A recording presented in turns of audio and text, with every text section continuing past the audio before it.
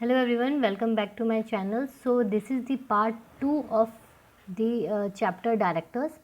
तो बेसिकली हम इसमें क्या देखेंगे, पार्ट बी थोड़ा सा डिस्कस करेंगे. मैं वीडियोस बहुत ज़्यादा लंबी नहीं बनाऊंगी क्योंकि ये रिविजनरी वीडियो है. फर्स्ट वाली थोड़ी सी लंबी हो गई थी, बट हाँ उसमें आपको बेस समझाना था तो वो ठीक था. ठीक है, अब हम आज पहले स्टार्ट करने से पहले कि ड्यूटीज़ क्या होते हैं, राइट्स क्या होते हैं, मैं आपको बेसिक चीज़ें बताती हूँ. वो आपको पता भी होगी कि अगर एक प्राइवेट कंपनी है तो प्राइवेट कंपनी में मिनिमम डायरेक्टर्स की रिक्वायरमेंट कितनी होती है. मिनिमम डायरेक्टर्स की रिक्वायरमेंट कितनी होती है? प्राइवेट कंपनी में 2, पब्लिक कंपनी में 3 एंड ओपीसी में 1. ठीक है, ये तो आपको सब पता होगा. मैक्सिमम डायरेक्टरशिप कितनी होती है, मतलब आप अगर हम पब्लिक कंपनी की ही बात, प्राइवेट कंपनी की बात करते हैं तो प्राइवेट कंपनी और पब्लिक कंपनी में एज अ इंडिविजुअल आप कितनी कंपनीज़ में डायरेक्टर्स हो सकते हो. तो ये है मैक्स 20 कंपनीज़, पब्लिक कंपनी के लिए 10 कंपनीज़. ठीक है, और इसमें फर्दर चीज़ें हैं कि एक्सक्लूड किस में से हम कर सकते हैं, किस में से नहीं कर सकते हैं. ठीक है, और अगर कोई प्राइवेट कंपनी की सब्सिडरी है तो वो कैसे ट्रीट होती है, एज अ पब्लिक कंपनी. तो इसमें तो आपको कोई डाउट नहीं होना चाहिए. ठीक है, अब सबसे पहले हम बात करते हैं ड्यूटीज़ ऑफ डायरेक्टर्स. देखो, अगर आप नॉर्मली भी ड्यूटीज़ ऑफ डायरेक्टर पढ़ोगे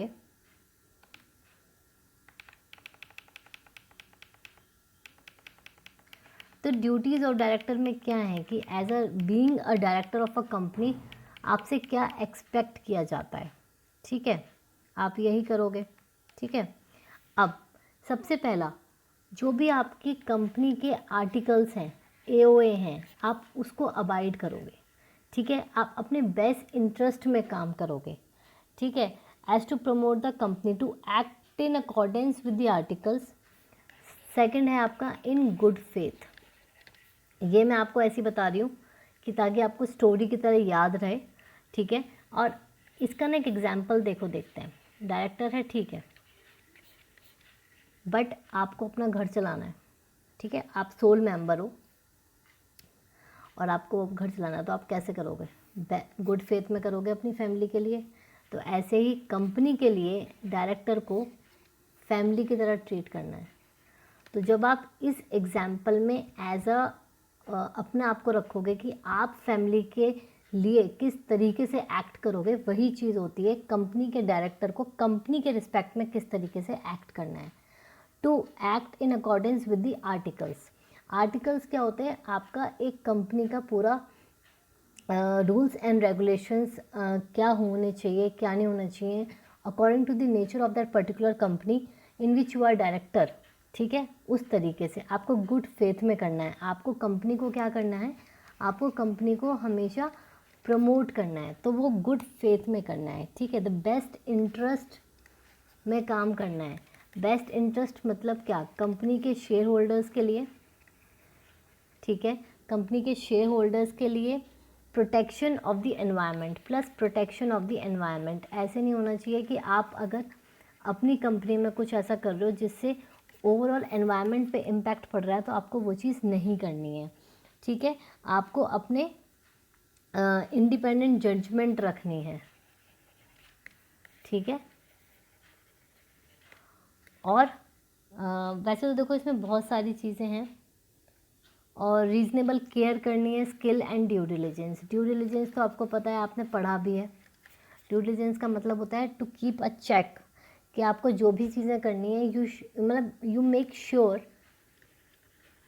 कि आप अपने सारे कंप्लाइंसेस करो, कंपनी के सारे कंप्लाइंसेस करो. ठीक है, तो इस तरीके से ये सारी चीज़ें जो होती हैं वो एक गुड फेथ में डायरेक्टर को करनी चाहिए अपनी कंपनी के लिए, और वही उसकी ड्यूटीज़ हैं. ठीक है, राइट्स में क्या होगा? राइट्स में बेसिकली होगा इंस्पेक्शन एंड ऑल, कि उसको किस चीज़ पे उसको अथॉरिटी है. राइट्स क्या होता है कि उसको किस किस चीज़ की अथॉरिटी है एज डायरेक्टर.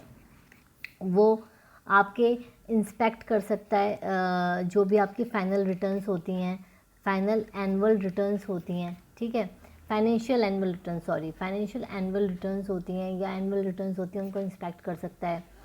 साइन करता है वो मिनट्स को ठीक है। तो इस तरीके से डायरेक्टर्स के जो भी राइट्स होते हैं, और राइट्स अलग तरीके से पढ़ाना इसलिए नहीं है क्योंकि आप जो भी पढ़ रहे हैं डायरेक्टर्स चैप्टर में वो सब उसको अथॉरिटी प्रोवाइड की गई है, ठीक है।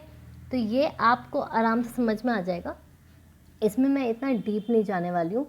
बट इसके बाद जो एक इम्पॉर्टेंट है वो है disqualification and qualification of directors, जो मोस्ट इम्पॉर्टेंट है, जिसमें क्लॉजेस हैं और बच्चे बहुत ज़्यादा कंफ्यूज होते हैं। तो उसको देख लेते हैं एक बार कि वो क्या है।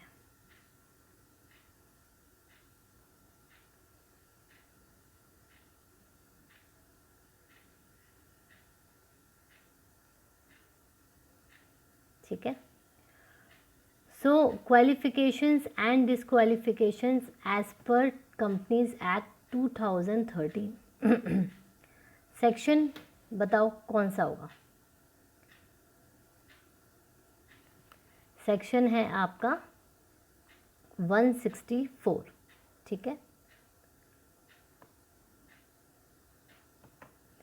Now so disqualifications of directors, इसका क्या मतलब होता है, अगर कोई भी इंडिविजुअल डिसक्वालिफाइड है according to these two sections 164 subsection 1 and 164 subsection 2, then he is not eligible to become a director of that particular company और एनी कंपनी, ठीक है।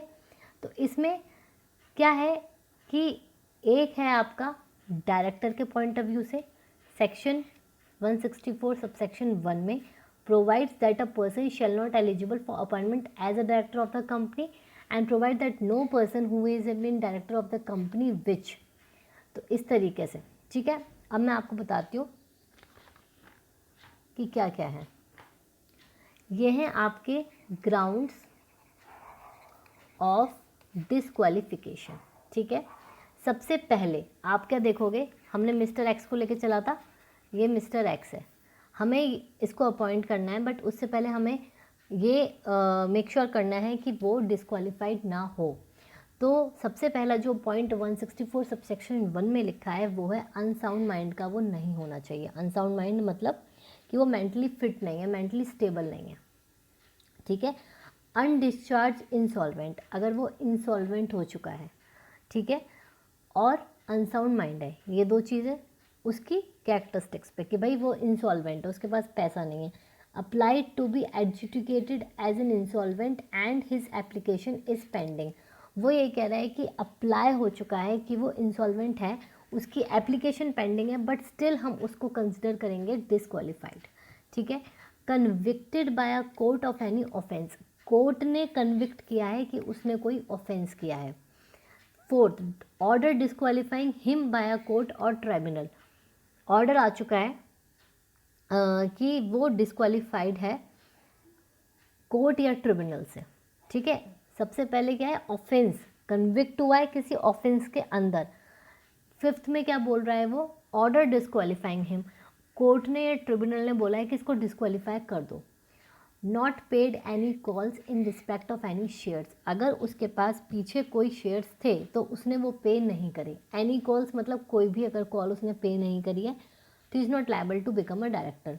Convicted of the offence dealing with related party transaction under section 188, related party transaction हम आगे देखेंगे क्या होता है, but related party में आप ये देख लो कि बीच में ही उनके ट्रांजैक्शंस हो रहे हैं और उसमें उसने क्या करा है, कोई ऑफेंस किया है। नॉट कंप्लाइड विद सेक्शन 3 और सबसेक्शन 152, अब ये 152 सबसेक्शन 3 कौन सा सेक्शन होता है, सो 152 सबसेक्शन 3 जो है वो क्या है कि आपके पास डिन होना चाहिए। वो डिन के बारे में बताता है, हमने प्रीवियस क्लास में पढ़ा था कि डिन क्या होता है। डिन होता है डायरेक्टर आइडेंटिफिकेशन नंबर, तो अगर किसी भी पर्सन के पास, इंडिविजुअल के पास डिन नहीं है तो वो अपने आप डिस्क्वालीफाइड है, ठीक है। और इसमें एक और है 165 सबसेक्शन 1, जैसे मैंने अभी आपको बताया डायरेक्टरशिप, अगर वो एक्सीड करता है डायरेक्टरशिप अपनी, like for example private company में, प्राइवेट प्लस पब्लिक कंपनी में जो लिमिट है वो 20 कंपनीज़ में वो डायरेक्टर हो सकता है, ठीक है। अब वो ऑलरेडी 20 कंपनीज़ में डायरेक्टर है, अगर हमें कंपनी XYZ लिमिटेड के लिए देखना है कि भाई मिस्टर एक्स को हम अपॉइंट करते हैं, मिस्टर एक्स को हम XYZ लिमिटेड में करते हैं, बट उसको हम चेक करेंगे कि 165 सबसेक्शन के अकॉर्डिंग वो पहले कई कंपनीज़ में ऑलरेडी है और वो लिमिट एक्सीड कर रहा है, तो इस कंपनी के लिए, इस पर्टिकुलर कंपनी के लिए वो डिस्क्वालीफाइड हो जाएगा। ठीक है, सो हमें डायरेक्टरशिप जो 165 सबसेक्शन 1 कहता है, वो डायरेक्टरशिप भी हमको ध्यान में रखनी है। ठीक है,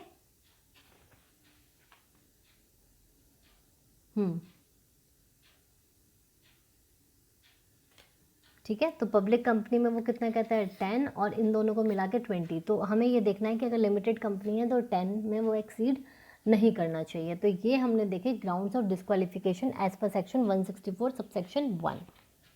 अब इसमें एक चीज़ और है, director who becomes disqualified by reason of ground DEG, this one DE and G, अगर इसके हिसाब से हुआ है, he shall continue to be disqualified if even if any appeal और petition is filed against the order of the conviction और disqualification.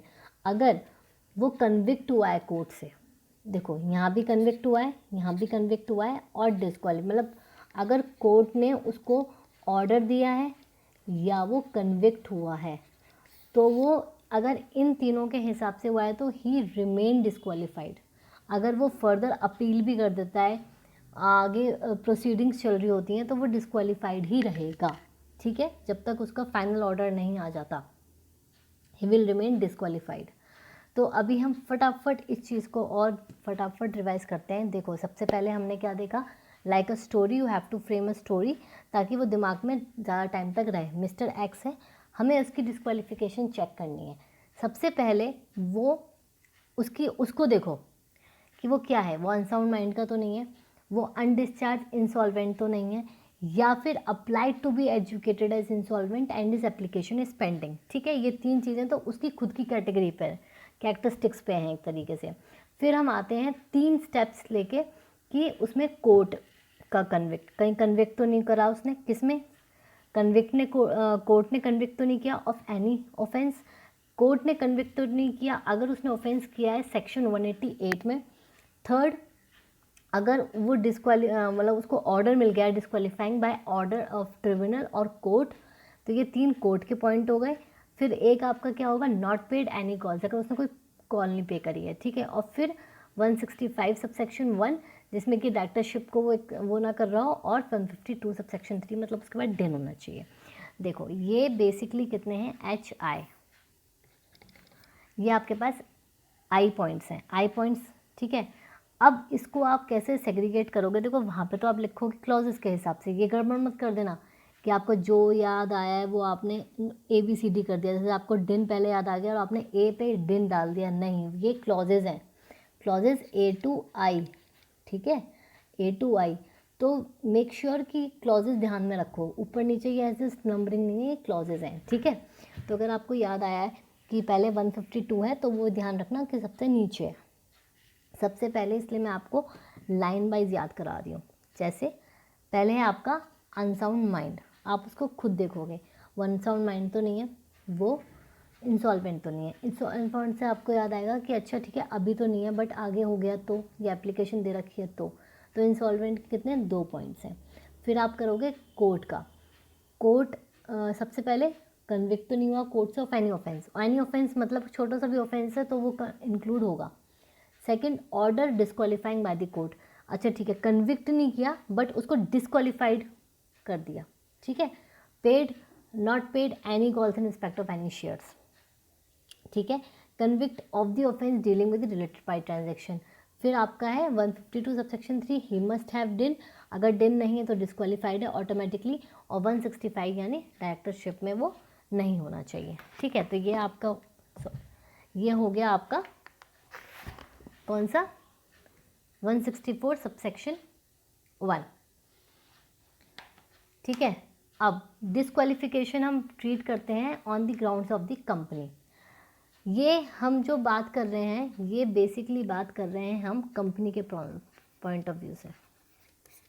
ठीक है, कंपनी के पॉइंट ऑफ व्यू से हमें देखना है। जैसे कंपनी फेल्स टू फाइल, सबसे पहला a clause, he fails to file financial statements or annual returns for any continuous period for 3 financial year, मतलब एनी कॉन्टिन्यूस, मतलब ये है हम बात कर रहे हैं जैसे फॉर एग्जांपल 2018 19 19 20 20 21, ये 3 साल है, या कोई भी पीछे के लगातार 3 साल उसने अपनी financial statements annual return file नहीं करी हैं, तो वो क्या हो जाएगा,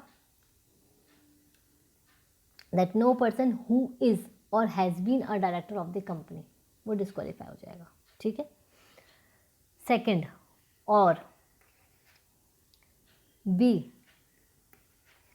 यहाँ पे क्या है, फाइनेंशियल स्टेटमेंट्स एनुअल रिटर्न्स, ये वाली चीज़ें हो गई 3 साल, 3 फाइनेंशियल ईयर्स कॉन्टिन्यूस, ये ध्यान रखना, कॉन्टिन्यूस बहुत इम्पॉर्टेंट है। ठीक है। फिर आपका क्या आएगा,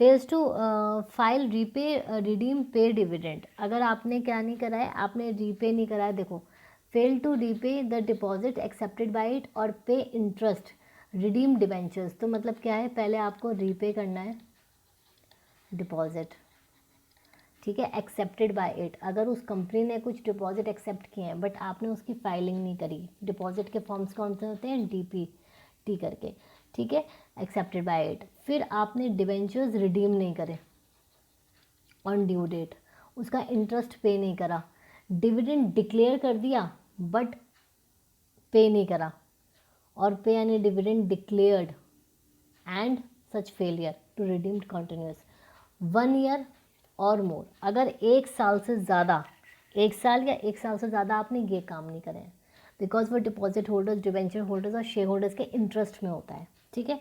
अभी जो हमने स्टार्टिंग में उसकी ड्यूटीज़ पड़ी थी वो सब इसके अगेंस्ट जा रही हैं। ठीक है।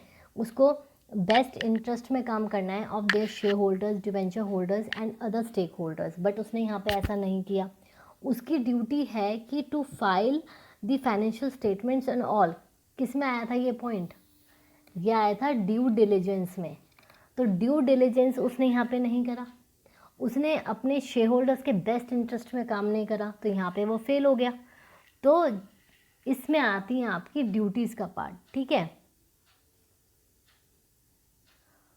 और जो भी यहाँ पे होगा वो 5 ईयर्स तक डिस्क्वालीफाइड होगा। Every person who is or has been a director such company shall be disqualified for appointment as an director for 5 years. ये अगले 5 साल के लिए डिस्क्वालीफाई हो जाएगा। ठीक है। बट वो 6 मंथ्स तक डिस्क्वालीफाई नहीं होगा, उसको एकदम नहीं निकालेंगे, बिकॉज अगर तुमने कोई गलती करी है अपनी कंपनी में तो ऐसा नहीं है कि उससे तुम मुंह मोड़ के तुम चले जाओगे, उसको कह दो ठीक है मैंने गलती कर दी मुझे निकाल दो और क्या चाहिए, बट नहीं, उसके 6 महीने तक उसको उसकी गलती सुधारनी है वहाँ कंपनी में, और उसके बाद उसको 5 साल के लिए निकाल देना है। ठीक है।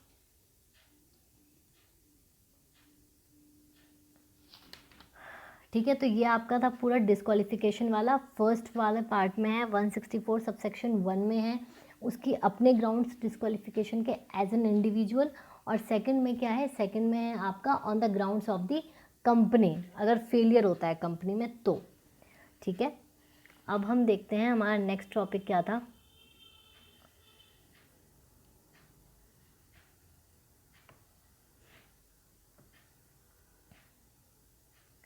अब देखो,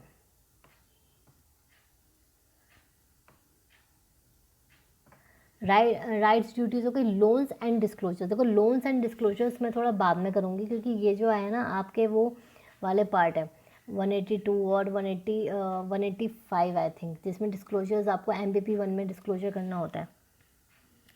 ठीक है। तो ये आपके दूसरे हैं, ये हम थोड़ा बाद में करेंगे। अभी हम कर लेते हैं वेकेशन एंड वेकेशन कर लेते हैं आज। ठीक है। क्योंकि मैं छोटे छोटे वीडियोज़ इसलिए बना रही हूँ ताकि आपको देखने में आसानी हो। ठीक है। तो हम अब करते हैं वेकेशन।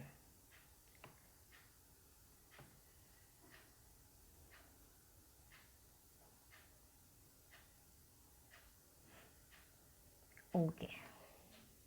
वेकेशन ऑफ डायरेक्टर,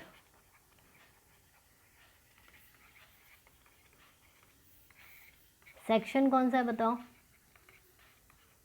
167, ठीक है।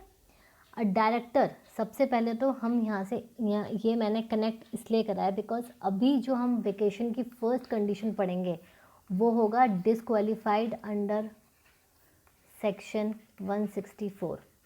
अब इसमें ये वाला पॉइंट क्यों है, अगर कोई इंडिविजुअल डायरेक्टर अपॉइंट कर लिया जाता है कंपनी में, ठीक है, लेकिन बाद में एकदम से कभी जैसे हाईलाइट नहीं होता, बाद में पता चलता है, कुछ टाइम बाद पता चला कि वो बंदा तो डिसक्वालीफाइड है अंडर सेक्शन 164, तो immediate he has to mister X he has to vacate the office, ठीक है।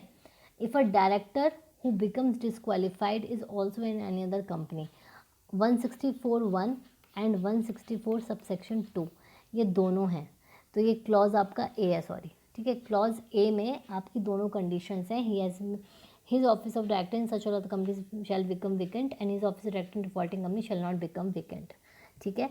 अब मैं आपको इसका एग्जाम्पल बताती हूँ जिससे आपका 164 वाला जो ऊपर वाला पॉइंट है वो जो मैंने आपको एक्सप्लेन किया था वो भी एक एग्जाम्पल के साथ एक्सप्लेन करती हूँ।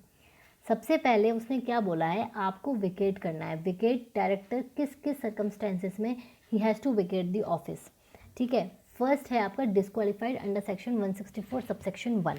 अगर वो डिसक्वालीफाइड मतलब अगर वो हो गया, उसके टेन्योर चल रहा है डायरेक्टर का और एकदम से उसने कुछ ऐसा किया कि वो डिसक्वालीफाइड है एज़ पर 164, तो उसको वेकेट करना है। सेकेंड, 164 सबसेक्शन 2 क्या बोलता है, फॉर एग्जाम्पल मिस्टर एक्स है, मिस्टर एक्स ए कंपनी में भी है और बी कंपनी में भी है, सी कंपनी में भी है, ठीक है। उसने जो डिफ़ॉल्ट किया वो किया बी कंपनी में, तो अब आप मुझे एक बात बताओ, क्या वो यहाँ से विकेट करेगा, यहाँ से विकेट करेगा और यहाँ से भी विकेट करेगा, आप मुझे बताओ।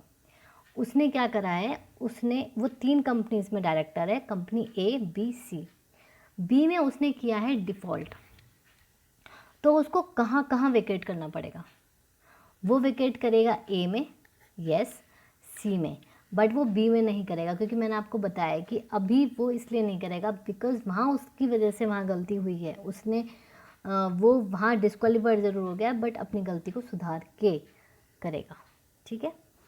All B AIIMS absent without से, अब ये आपका क्लॉज हो गया ए। अब आप क्लॉज पढ़ोगे बी, मैं पेन चेंज कर लेती हूँ ताकि आपको दूर से विजिबल हो जाए कि क्लॉज बी स्टार्ट हो चुका है, ठीक है। ये है आपका क्लॉज बी। क्लॉज बी क्या कहता है कि आपने पूरे 1 साल यानी मतलब 12 मंथ्स में जितनी भी बोर्ड मीटिंग्स हुई हैं, number of board meetings, total number of board meetings जितनी भी हुई हैं, आपने क्या करा है, आपने विद और without seeking leave of absence आपने नॉन अटेंडेड है। अगर आपने कोई भी बोर्ड मीटिंग अटेंड नहीं करी, हमें उससे फ़र्क नहीं पड़ता कि आपने लीव ऑफ एब्सेंस दी है कि नहीं दी है, बट आपने अटेंड नहीं करी तो आप डिस्क्वालीफाइड हो जाओगे, ठीक है। फिर आपका सी क्लॉज आता है सेक्शन 184 सबसेक्शन 1, सॉरी 1 नहीं है, 184 के 2 पार्ट्स हैं एक्चुअली। तो ये क्या है 184, disclosure of interest and participate in BM. सबसे पहला है, अगर आप पार्टिसिपेट करते हो इन बीएम और उस कॉन्ट्रैक्ट में या अरेंजमेंट है आपका इंटरेस्ट है, ठीक है। अगर किसी कॉन्ट्रैक्ट या अरेंजमेंट में आपका इंटरेस्ट है तब भी आप उसमें पार्टिसिपेट करते हो, ठीक है, तो इसका क्या मतलब हो जाएगा, आपने कॉन्ट्रावेंशन किया है ऑफ सेक्शन 184 और इसकी वजह से आप क्या हो गए, डिस्क्वालीफाइड। सेकंड है कॉन्ट्रावेंशन, अगर आपने यहाँ भी आपने कॉन्ट्रावेंशन ही किया है बट आपने अपना जो इंटरेस्ट है डिस्क्लोज़ नहीं किया है, आपने अपना जो इंटरेस्ट है वो डिस्क्लोज़ नहीं किया है। हम इसको इस तरीके से कह सकते हैं कि किसी भी कॉन्ट्रैक्ट अरेंजमेंट में अ पर्टिकुलर डायरेक्टर जो हम मिस्टर एक्स लेके चल रहे हैं उसने डिस्क्लोज़ नहीं किया और उसने पार्टिसिपेट कर लिया, तो वो क्या हो जाएगा, डिस्क्वालीफाइड हो जाएगा, ठीक है, तो वो डिस्क्वालीफाई हो जाएगा। अब क्या है आपका, डिस्क्वालीफाइड बाय द कोर्ट और ट्रिब्यूनल, ठीक है, और committed any offence moral turpitude convicted bye the court and imprisonment 6 months और मोर। देखो अब इसमें क्या है, वेकेशन में ये आपका ई है, ठीक है ना, वो आपका डी था ना, एक सेकेंड, ये आपका डी था, सॉरी, ये आपका ई था। डिस्क्लोजर ऑफ इंटरेस्ट वाला डी है और ये आपका ये मैं पेन चेंज कर लेती हूँ। ठीक है, एक बार मैं फिर से बता देती हूँ, कन्फ्यूजन ना हो। ए में आपका डिस्क्वालीफाइड है अंडर सेक्शन 164 सबसेक्शन 2। फिर आपका है बी में not attendant of board meetings. C में है कॉन्ट्रावेंशन ऑफ 184, दोनों में 184 सेक्शन का कॉन्ट्रावेंशन है, बट सी में आपने पार्टिसिपेट कर लिया और डी में आपने डिस्क्लोज नहीं किया। ई में क्या है कि आप कन्विक्ट हो गए कोर्ट से, जो आपने जो आपने वहाँ भी देखा था 164 में, disqualified by the order of court, ठीक है, और ट्रिब्यूनल। फिर आपने क्या करा, एफ में कमिटेड एन ऑफेंस। देखो कमिटेड एन ऑफेंस, ये जो सारी चीज़ें ना ये 164 से ही आ रही हैं, इसलिए मैंने पर्टिकुलरली इस क्लास में 164 के बाद सीधा 167 लाई हूँ, ताकि आपको वो पॉइंट्स भी रिवाइज हो जाए और ये आपका लिंक बन जाए। ठीक है, कमिटेड एन ऑफेंस वेदर और नॉट मॉरल टर्पिट्यूड उसमें इन्वॉल्व हो। मॉरल टर्पिट्यूड का मतलब क्या होता है? मॉरल टर्पिट्यूड का मतलब होता है कि आपने अगर कोई छोटी सी भी ऑफेंस किया है, ठीक है, जो इतना बड़ा ऑफेंस नहीं है, बिकॉज क्या होता है कि एक क्राइटेरिया हो जाता है या एक लिमिट बार हो जाता है कि कितना बड़ा ऑफेंस। तो इसलिए उसने बोला है कि छोटे से छोटा एक मॉरल टर्पिट्यूड भी अगर आपने किया है और आप कमिट करते हो और उसमें कन्विक्ट हो जाते हो by court plus convicted by court, तो आपको you have to vacate the office, plus imprisonment आपको हो जाती है 6 मंथ्स और मोर, तो आप बिल्कुल निकल ही जाओ फिर। ठीक है, और फिर आपका लास्ट है appointed as a director by virtue of his holding any office वगैरह वगैरह, सीजेस टू होल्ड एनी। अगर आपने एच, जी आपका रिमूव हो चुका है, एच क्या है आपका, एच में आपने कोई भी बाय वर्च्यू ऑफ, जैसे मैंने ए बी आपको बताए थे, आपने ये होल्ड कर रखा है, होल्डिंग सब्सिडरी है कंपनी मेरी बी और सी, इसमें मैं होल्ड कर रही हूँ। जब उसका टाइम हो जाता है ceases to hold the that position that office, तो आप ऑटोमेटिकली विकेट कर दोगे। मतलब ये तो एक जनरल टर्म है एच। ठीक है,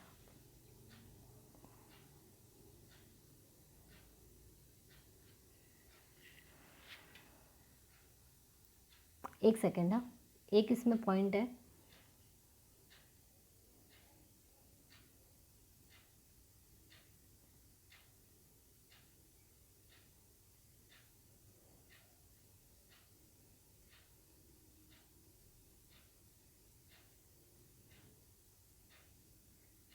ठीक है, तो यही है आपका। ठीक है, मैंने देख लिया है। 164 पढ़ा हमने, जनरल टर्म्स पढ़ी, और उसके बाद हमने 167 पढ़ा। 167 में आपको 2 मिनट में दोबारा रिवाइज कराती हूँ। देखो सबसे पहले आप 164 में आपको मैं स्टोरी बता रही हूँ। मिस्टर एक्स है, मिस्टर एक्स डिस्क्वालीफाइड नहीं था, वो अपॉइंट हो गया कंपनी में, बट कुछ टाइम बाद वेकेट करना पड़ा उसको ऑफिस, या वेकेट करना पड़ेगा अगर हम इस क्लॉजेस के अंडर जाएंगे। डिस्क्वालीफाई हो गया, बाद में जाके उसने कोई ऑफेंस कर दिया, बाद में जाके वो अनसाउंड माइंड हो गया, बाद में जाके वो इंसॉल्वेंट हो गया, ठीक है, बाद में जाके उसकी जो डायरेक्टरशिप है वो एक्सक्लूड हो रही, एक्सीड हो रही है लिमिट, हमने बाद में देखा। तो इस तरीके से 164 160 सबसेक्शन 1 एंड 2 में वो डिस्क्वालीफाइड हो जाएगा। फिर बी में आपका बोर्ड मीटिंग है, बहुत आसान है, अगर उसने पूरे साल कोई भी बोर्ड मीटिंग नहीं वो करी है अटेंड, तो वो डिस्क्वालीफाइड है। और इसमें है विद और without seeking leave of absence, तो इसमें एक केस स्टडी बन सकती है कि ठीक है ये है, लेकिन अगर उसने लीव ऑफ एब्सेंस ली है तो आपको ये लिखना है कि चाहे ली है चाहे नहीं ली है, अगर उसने एक भी बोर्ड मीटिंग अटेंड नहीं करी है पिछले 12 महीनों में, तो वो डिस्क्वालीफाइड है। फिर सी और डी में रिलेटेड टू सेक्शन 184, एक में उसने पार्टिसिपेट कर लिया जिसमें कि उसका इंटरेस्ट था, ठीक है, कॉन्ट्रैक्ट और अरेंजमेंट में उसका इंटरेस्ट था, फिर भी उसने पार्टिसिपेट कर लिया, और डी क्लॉज के हिसाब से उसने डिस्क्लोज नहीं करा अपना इंटरेस्ट। फिर ई और एफ में कोर्ट के ऊपर बात आती है कि अगर डिस्क्वालीफाई कर दिया, जो ये वाला पॉइंट 164 में भी था, by the order of disqualified by the order of the court और द ट्रिब्यूनल, और एफ में कि अगर आपने कमिट किया है कोई ऑफेंस, वेदर और not it's a moral turpitude, ठीक है, इंक्लूडिंग, और कन्विक्ट हो गए आप कोर्ट से और आपको 6 महीने से ज़्यादा की जेल हो गई, 6 महीने या 6 महीने से ज़्यादा की, तो आपको you have to vacate the office. और जी आपका रिमूव हो चुका है। एच आपका था जिसमें कि आप फॉर एग्जांपल कंपनी ए है, उसकी कंपनी बी जो है होल्डिंग है ऑफ सब्सिडरी है, अगर आप उसके जैसे इसमें आप होल्ड कर रहे हो पोजीशन और ये डिज़ोल्व हो जाती है तो आप ऑटोमेटिकली वो कर दोगे, सीज़ हो गया अगर होल्ड करना तो ऑटोमेटिकली वेकेट कर दोगे, ठीक है। तो ये कुछ चीज़ें थी जो इस चैप्टर में, मतलब बेसिकली आज हमने 2 सेक्शंस किए हैं और इसके बाद मैं आपका इसमें 3rd पार्ट और लाऊंगी जिसमें कि हम बात करेंगे रेजिग्नेशन, रिटायरमेंट और रिन्यूअल। तो ये बेसिकली जो तीन आपके सेक्शंस हैं ये कवर होने वाले हैं इसमें, ठीक है।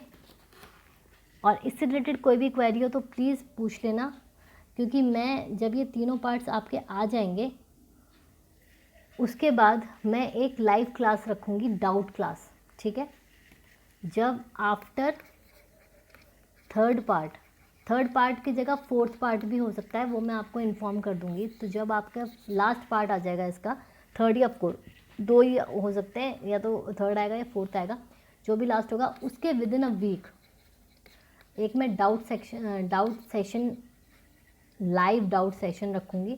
उसमें आप कोई भी क्वेश्चन हो इससे रिगार्डिंग आप पूछ सकते हो, ठीक है।